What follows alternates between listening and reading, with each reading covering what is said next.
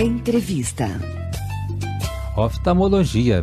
O aumento da expectativa de vida e do número de idosos trouxe novas necessidades e perspectivas para a área da saúde.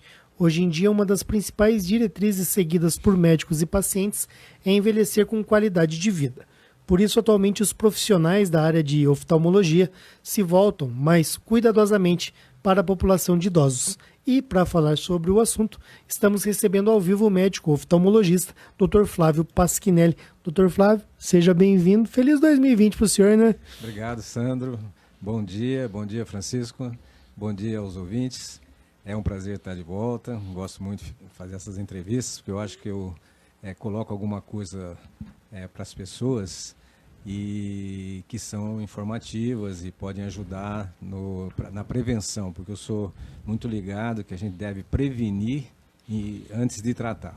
Exatamente. E até, doutor, esse ano, porque o ano passado foi um pouco conturbado, teve algumas mudanças, mas esse ano nós já marcamos, né, na nossa agenda, na agenda do senhor, pelo menos uma entrevista por mês até o mês de dezembro. Que ótimo. Então, já marcado, já não tem tanta confusão, não é? Só chegar, né? Já está agendado. Eu estou à disposição de vocês. Isso mesmo, doutor. Bom, vamos lá. Doutor, essa expressão oftalmogeriatria. Até, doutor, a população está envelhecendo, né? É um fato, não é? É um fato. Porque o que acontece? Até na década de 40 se vivia em torno de 60, 65 anos, né? Atualmente já isso mudou. Pelo próprio conhecimento, medicamentos e tudo mais, a população está vivendo até 75, 80 anos. E há sociedades em que a população está vivendo até 100 anos. Então há possibilidade de se viver bastante, desde que você tenha conhecimento. E não tem tanta gente nascendo como tinha na década de 40, não é? Exatamente. A Europa tem um problema muito sério em relação a isso, né? Não fora a imigração, né, que tem trazido muito problema para o europeu, mas o envelhecimento da população. E aí a população envelhecendo, até a ciência ela tem que acompanhar, eu considero um fenômeno isso, né? E aí surgem especialidades que talvez antes não eram tão desenvolvidas. Evidentemente que os médicos sempre souberam tratar ali dos pacientes com mais de 60 anos. Mas, pelo que eu estou entendendo, agora a especialização ela aumentou. A oftalmogeriatria ela é uma multiespecialidade, né? Porque você tem dentro do envelhecimento várias especialidades. E principalmente tem especialidades clínicas, né? Tipo o retinólogo, trabalha muito nessa área do envelhecimento. E também cirurgiões, que no caso de catarata, você só resolve com cirurgia, né? Então, você tem ali uma especialidade que hoje está se criando gradativamente para se cuidar desse tipo de pessoa, mas requer, assim, vários tipos de profissionais dentro da área da oftalmologia. E o que muda na vida da pessoa, no que se refere à visão, a partir dos 60 anos de idade? Exatamente. Eu acho que você, como oftalmologista, dentro da minha clínica, eu começo já a orientar os pacientes desde de criança, né? Então, hoje, a gente tem o exame do fundo do olho, né? Que é do olhinho para a criança que nasce. Depois é muito importante a criança ser examinada entre 4 e 5 anos por causa do desenvolvimento cerebral. Como ela aprende a andar, aprende a falar, ela também aprende a enxergar. Então você tem que acompanhar para ver se não há um desenvolvimento desigual entre os dois olhos, né? Que é uma coisa cerebral. O olho, ele simplesmente capta a imagem, mas quem enxerga é o cérebro. Tanto é que se você tiver uma lesão cerebral, você não enxerga, mesmo que o olho esteja perfeito. Então, é importante. E aí você começa, depois dos 40 anos, os problemas do envelhecimento. Então, são doenças tipo catarata, glaucoma, degeneração de retina e outras mais. Entendi. Agora, nesse processo aí de envelhecimento, necessariamente a minha visão ela vai diminuir, eu vou perder alguma coisa? Ou existem pessoas que chegam lá nos 80, 90 anos como se tivessem a mesma visão de 20 anos de idade? Pode acontecer, mas é muito raro.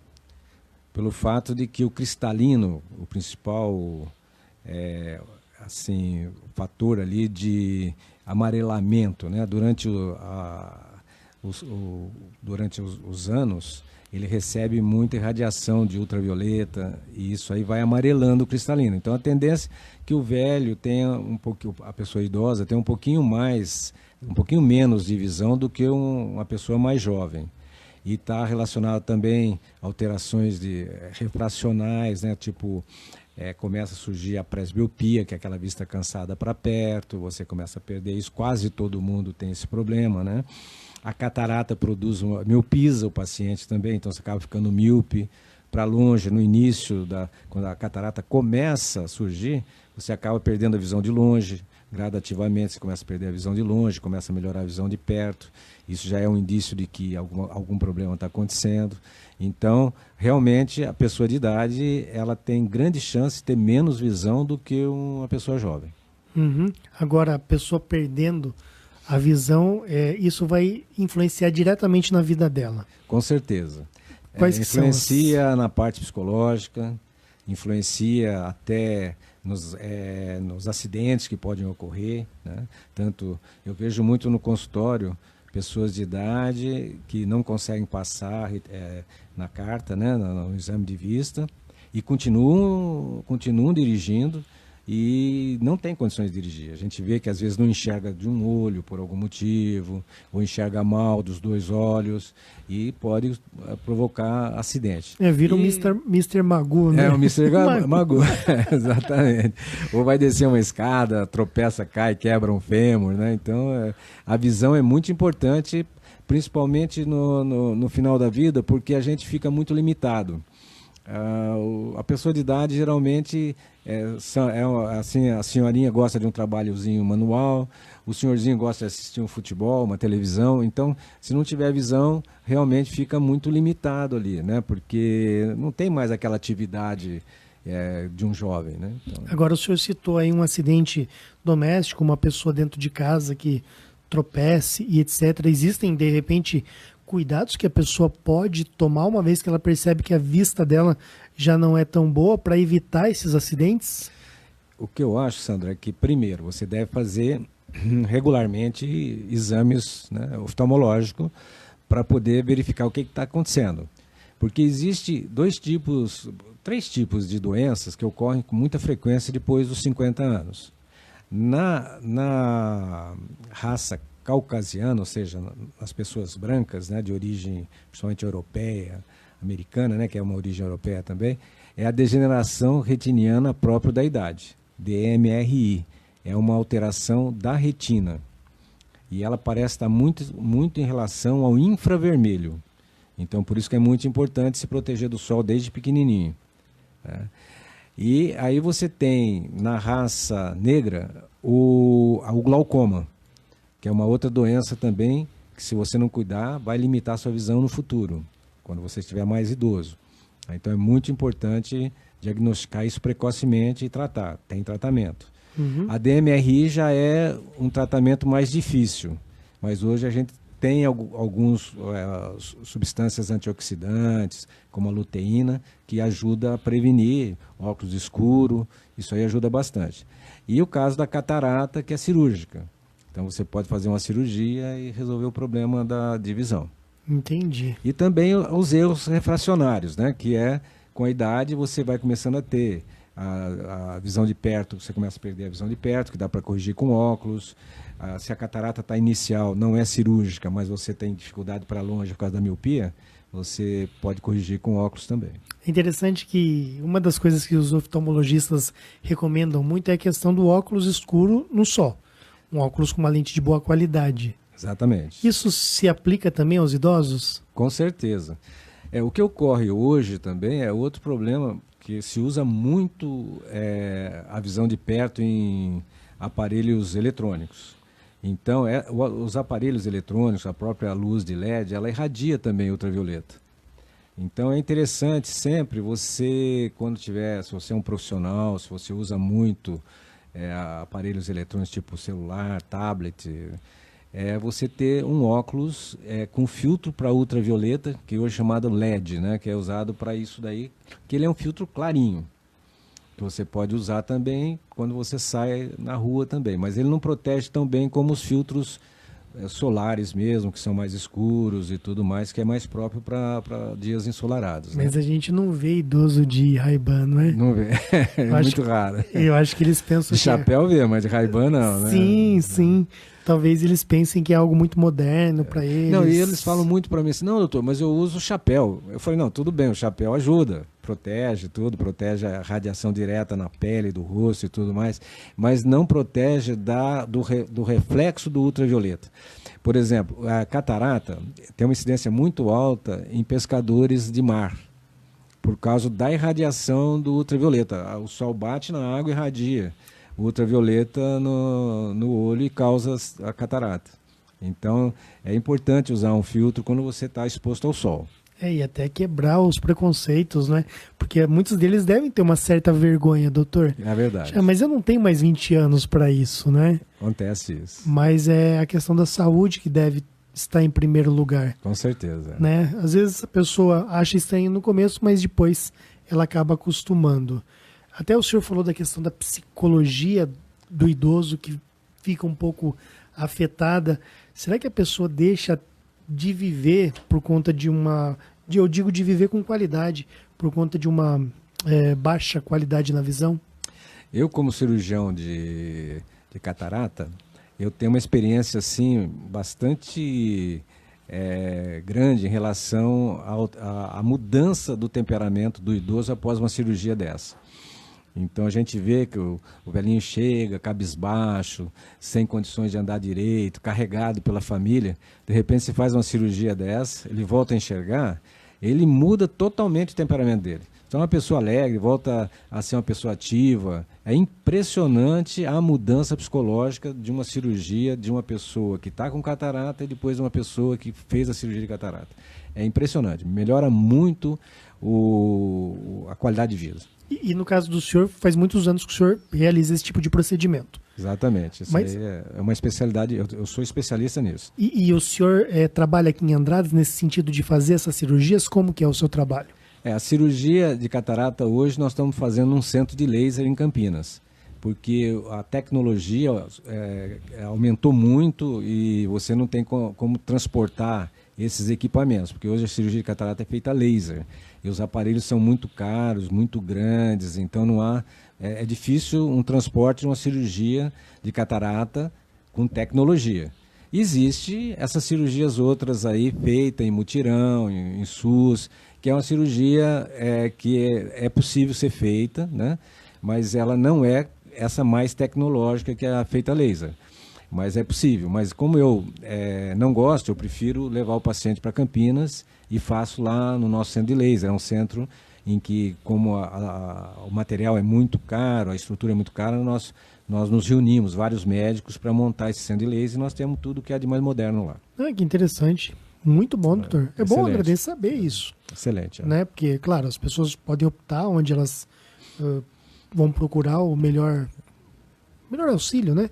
Mas é bom saber, então, que lá em Campinas tem toda essa estrutura montada.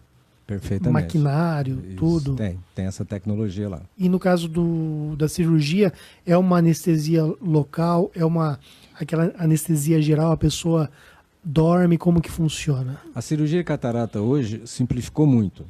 Eu trabalhei na Unicamp numa época em que nós fizemos uns trabalhos, porque há uns 30 anos atrás, eu não posso ficar falando muito de anos atrás, porque vai ficar ruim, né? Não gosto muito disso, não. Fala 10 anos atrás, só para dar uma disfarçada. Passa muito tempo, mas faz uns 30 anos. O que ocorreu que se internava o paciente, né, o velhinho de cirurgia de catarata, dava anestesia geral, ele ficava 2, 3 dias internado no hospital. E nós fomos um trabalho que, junto com um serviço americano, nós fomos diminuindo esses dias de internação e chegamos à conclusão que não tinha diferença entre você internar ou então operar e mandar o paciente andando para casa. Então hoje o paciente é operado com colírio, não tem anestesia, Não tem injeção, Puxa nada. vida. Com colírio anestésico, coisa mais simples do mundo. Não existe incisão assim muito grande, então não precisa dar ponto. Então é uma forma de você você faz uma incisão de 2 milímetros, você introduz um aparelho nessa incisão. E hoje nós temos um laser, né, que às vezes, de qualquer forma, para pôr a lente precisa fazer incisão, mas existe um laser que faz praticamente quase toda a cirurgia e sem incisão nenhuma. Depois ele faz as incisões e a gente introduz o aparelho, introduz a lente. Então é uma tecnologia que evoluiu bastante. O paciente levanta do centro cirúrgico, vai andando para casa, no dia seguinte está praticamente normal. Claro que a gente pede sempre mais cuidado nesses primeiros dias. Né? Sim, sim. E o senhor tem levado muitos pacientes daqui para Campinas? Tenho. Tem? Andradas, eu tenho bastante. A clínica já evoluiu bastante nesses últimos 5, 6 anos que nós estamos aqui, né? E eu trabalho pouco aqui, eu trabalho só à tarde. E a minha intenção não é trabalhar muito, então eu até trabalho com mais qualidade, eu acho, do que eu trabalhava em Campinas. Como eu trabalho ainda um pouco em Campinas, não atendo muita gente quando eu vou para lá. Então, aqui eu trabalho menos gente, eu posso pesquisar melhor, posso conversar com o paciente com mais tranquilidade. Então, eu acho que a qualidade de trabalho que eu tenho aqui me satisfaz muito. E as pessoas têm gostado dos resultados e têm indicado, então tenho operado bastante mesmo. Tenho levado bastante gente para Campinas. O doutor, e quando que o oftalmologista ele não tem mais nada para fazer, digamos assim?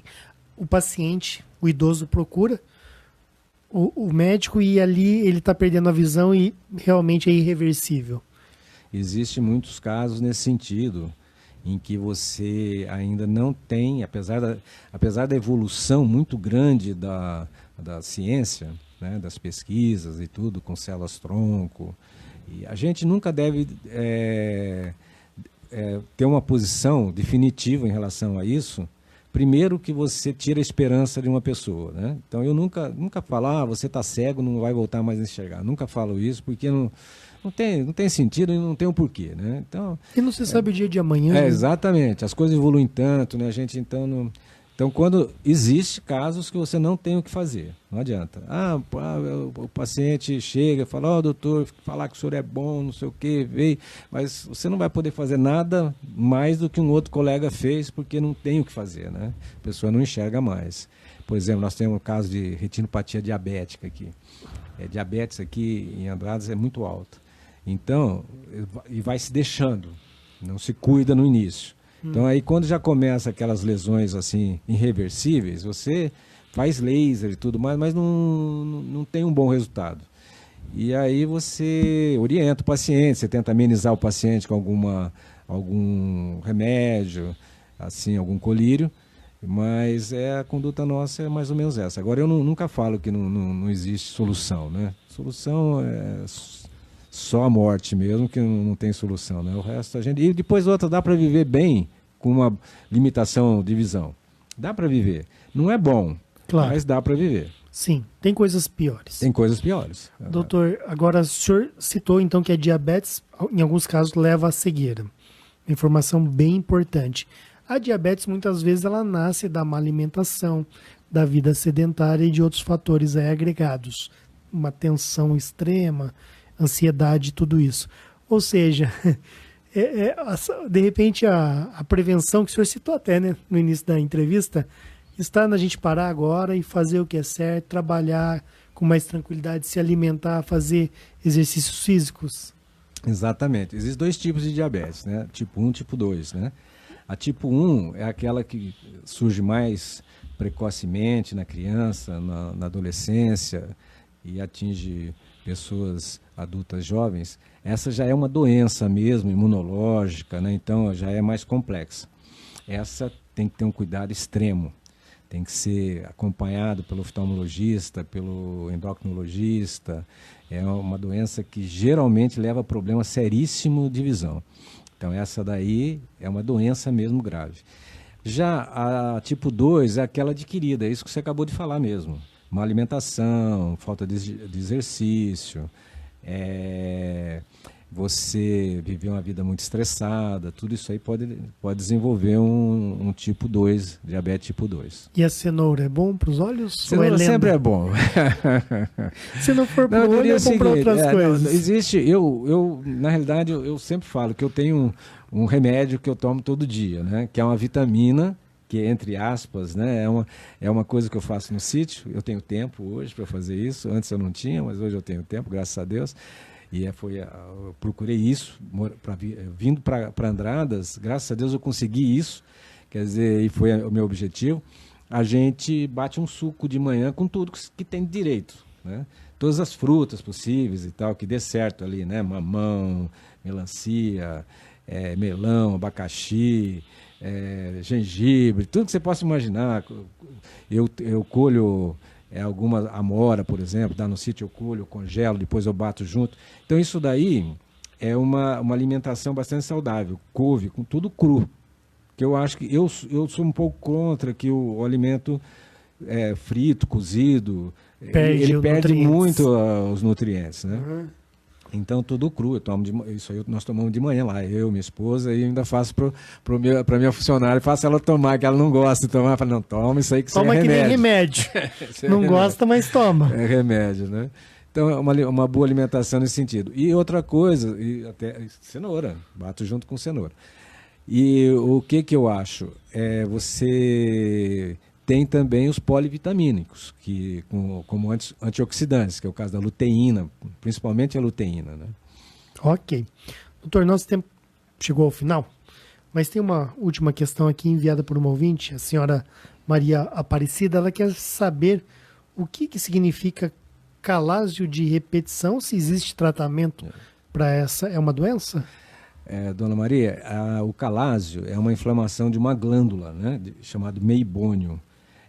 Quando ela é de repetição, sempre é interessante fazer uma biópsia, que existe, muito raro, mas pode acontecer do calásio de repetição ter alguma alteração celular e ser necessária uma cirurgia mais radical, por motivos óbvios, né? Mas geralmente ele é infeccioso, né? Ou você tem uma blefarite de base, né, que é uma inflamação da pálpebra, né, porque essas glândulas estão na pálpebra, elas produzem um sebinho lá, um sebinho para lubrificar o olho. E uma das causas mais comum é quem coça muito o olho, pôr a mão no olho, porque a mão está sempre muito contaminada. E as pessoas têm muito mau hábito em coçar o olho, em usar lenço de pano no olho. Isso é terrível, eu acho isso aí altamente contagioso para o olho. O nariz não tem muito problema, mas o olho ele tem muitas glândulas, então você tem que tomar muito cuidado com higiene em relação ao olho.